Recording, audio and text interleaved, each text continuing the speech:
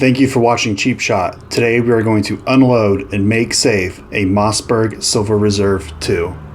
First, we want to put the firearm on safe. Our selector knob goes down to reveal the S, meaning we are now on safe.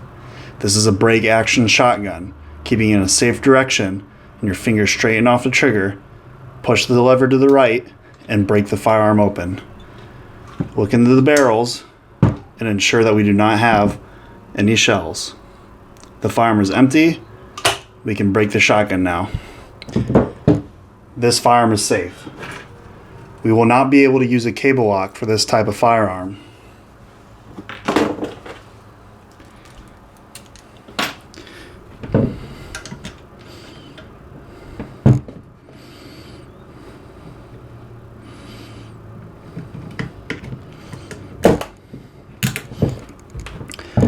That is how you clear and make safe a Mossberg Silver Reserve II or similar break action shotgun. Thank you for watching.